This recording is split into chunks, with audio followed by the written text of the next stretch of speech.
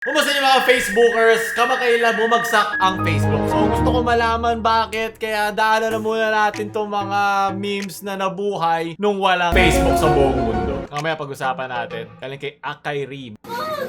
Hoy! Ang tunog yan. Gusto kita. Gusto kita. Gusto ko. Gusto ko. Makadate ka. Ano daw? Puro baby girl! In-unblock na niya. Yan! Kaya bumabagsak ang Facebook eh. Sige, landi pa! Lumandi pa yung babata nyo pa. Sa 10 tab, tige isang babae. Magaling! Magaling! Mga nanay dyan, mga anak nyo, alam nyo na. Tanggal nyo na sila ng Facebook. Hindi na kailangan si Mark Zuckerberg ang magtanggal yan. Sunod! Leche, galing kay Captain Bash. Top crazy cum shot moments. Tenghot pa.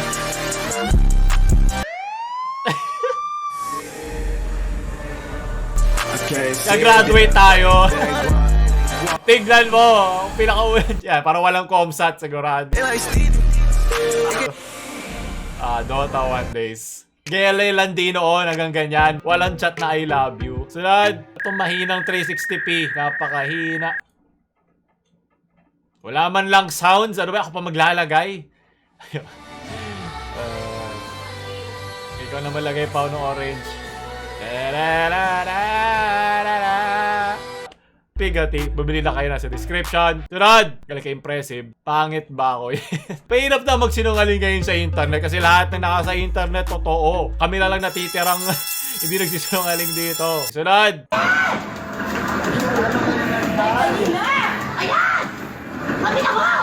Literal na gamer! Let's go, LGBTQ! Represent!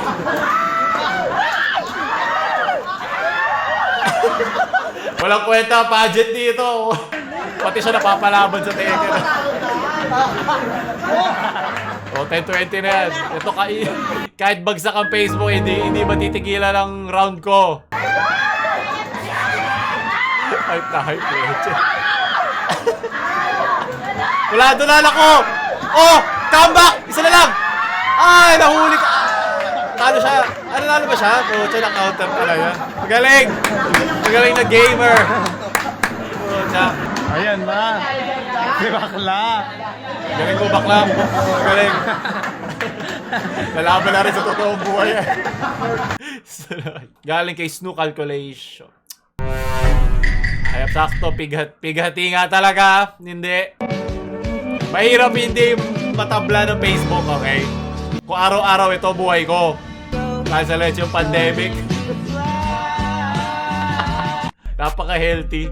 Pero sa Pilipinas naman, mga bandang 12 ata nag-down. So, 6 hours, tulog pa ang tao, di natin naramdaman. Galing kay pakain aso. Oh, kaya nga nung mga gopo mo ng mga bayutan eh. Oo, ano mo ni bayut? Uy, uy! Among Us! Bigati na naman! Kala ko jackpot! Mas matigas pa pala sa akin. Pero lang kung gusto mo talaga. Sunod! Galing kay Aro.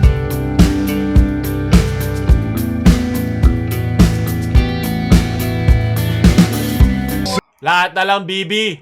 BB girl. Oh, isa na lang.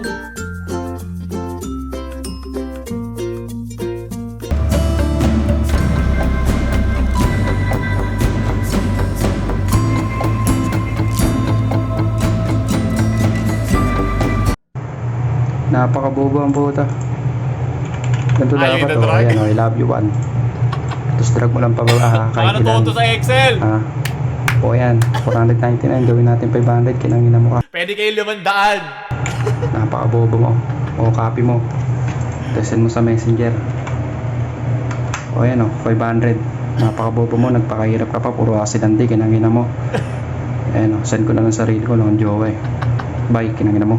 Pwede ba send to? Huwag mo ito papakita doon sa bata kanina ko. Hindi mapapagaling ang kanyang paglalandi. Sige, break na muna tayo. Alam mo kung ano hindi nagpapadown sa akin? Ang mga sponsor. Kaya ating sponsor ngayon. Ion 1xBet. Isa sa mga pinakilalang bookmaker sa buong mundo. Pag down ng Facebook, pwede mo na kayo mag-sports betting o e-sports betting. Sa site nila, pwede meron kayo libreng $100 pag ginamit yung aking code na nasa taas. Susunod yung taya, kayo may extra $100.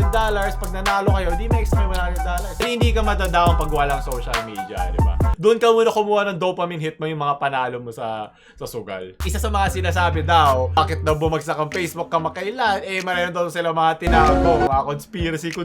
Ito si Frances Haugen. Ito, dadaanan natin saglit. And one of the consequences of how Facebook is picking out that content today is it is optimizing for content that gets engagement or reaction. Lagi naman. But its own research is showing that content that is hateful, that is divisive, that is polarizing, it's easier to inspire people to anger than it is to other emotions. Well, ito yung mga pinag-usapan na natin dati ng Facebook. Kaya ang Facebook sobrang cancer. Okay? Kasi hindi ka pwede mag-downvote ng isang komento na sabihin na natin kupal, hindi pinag-isipan o nakakatanga lang talaga in general. Hindi tulad sa Reddit na pwede ka mag-downvote kung meron kang cancer na comment doon. Kasi ibig sabihin nun, nang kukupal lang. Merong penalty ang pagiging kupal, di ba, sa internet. Siyempre sa Facebook, engagement lang ang gusto. Mas gusto nga niya nag-aaway ang tao kasi isipin mas marami engagement, mas maraming taong magla-like, comment, share doon sa post na yun. Yung mga troll hindi nabibigyan ng penalty. If they change the algorithm to be safer,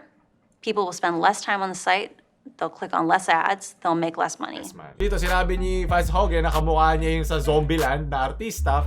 Jawline pala niya, buhat na niya ang Facebook. Sabi na conspiracy daw na nagkataon na marami silang inaayos sa algorithm kaya mas madaling ayusin ang algorithm kung naka-down to. Para sa ating mga regular na user, lalo na sa Pilipinas, marami mga Pinoy gumagamit ng Facebook. Nawalan sila ng dopamine hit nung biglang bumagsak. Nawawala yung dextrose sa'yo ng impormasyon. Sabi naman na may-ari ng Cloudflare na nagkaroon din ng mga ganitong outage ng nakaraan. Maaari daw to na dahil sa isang bagong update sa pagitan ng DNS at ng GBP.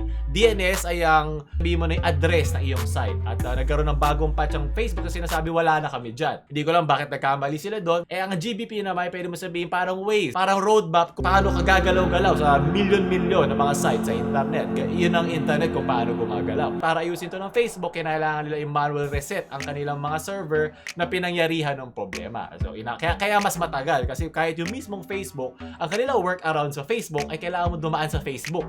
Lahat ng Facebook ay bumagsak. Hindi lang Facebook bilang isang site, pero lahat ng operasyon sa loob ng Facebook, yung kanilang workplace, lahat bumagsak. So wala silang workaround, kailangan nila manual reset, physical na reset sa kanilang mga servers para maayos yung problema. So okay na, bumalik na. Ito ba yung nag-security update? Kaya ba tumagal masyado? Hindi, mahirap pabagsakin ng tito kasi may hawak niya na yung Chinese na korporasyon. Mas mahirap yan na isa sa mga kalaban ng mga western internet giants tulad ng Facebook. Google, syempre, bakod ako ni Google. Mawala lang ng YouTube o Google ng 5 minutes, nagkakagulo na. Ito, 6 hours. Green light!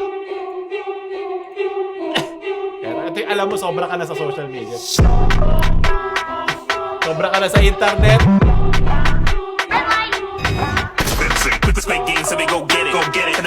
Nakaka-down ang aking mga nakikita. Filipino sa user, Filipino sa use mates. Totoo lang kung mas naging ang Reddit, kung mas kilala ang Reddit sa Pinas, siguro mas onti ang mga troll kasi pwede mo i-downvote o may kupal. Kaya ganito, pwede mo i-downvote. Downvote. Yan, ito yung kailangan gawin nila Mark Zuckerberg. Kailangan yung manual reset. Yung IT team yan nung hindi sila maka-access sa mismong site ng Facebook para ayusin yung problema. Anong gagawin namin? Napakalinis naman yan. Sunod, para mga politiko, kunyari may ginagawa sila. Baka ikinanonood ang skandal. Hindi po daddy, ako nagmo-module. Magpapapasa sana ako. Gusto ko yung accent. Galing kay Rend. I can't believe Sa he ngayon, didn't cry. nais kong sabihin, for the last time, sa huling pagkakataon, ang buhay ay weather lang. Hindi! Ang Facebook Hanggang sa ay muli. metro lang. Kapamilya. Ay, gati! Salamat. Bumagsak na ang lahat. Huwag lang akin na ang childhood ko. Ang childhood ng bata ngayon, gumawa rin ng bata. Galing kay Amith, Meron ba nag-online class sa Facebook mismo? Hindi ko alam Meron bang gano'n? Posible ba yun? Okay, class, all mid. 1v1 kay teacher. Pag hindi paglamang ako sa last hit, bagsak. Sunod. Ano na naman to? This works. What the hell? What's wrong, Daddy? Wait, what? Pigati! Kala mo Sunod, galing kay Belero phone. Senpai, Ang alam ko na. お疲れ様です。今から練習ですか？私も行かないとですね。最後の試合近づいてますけど、負けたら、引退ですもんね。私の役目も終わっちゃいますね。 May retire. Tapos estudyante Mo ka si- rin, isip ko ng trabaho. 引退試合で勝ったら、 Oh! Papakainin mo 私 ako と ng... 付き合ってください。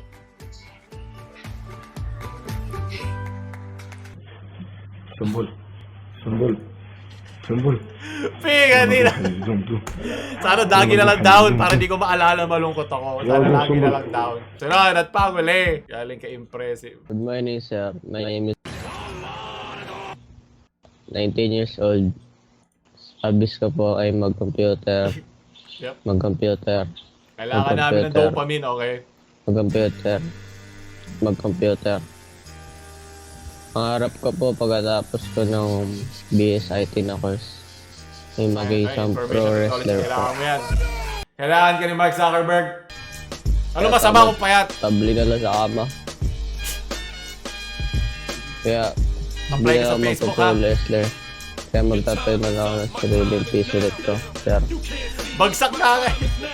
yun na lang ako. Kasi delikado daw sabi ni nanay kung mag-wrestler ako. Kung nalugi man ang piso business ko, maging pare na lang po ako. Kano ba bayad sa Para pare? maging closer po tayo kay Lord. Ilang ligtas? Amen. Magkano ba Kristo Thank kay you, sir. Resident? Maraming salamat.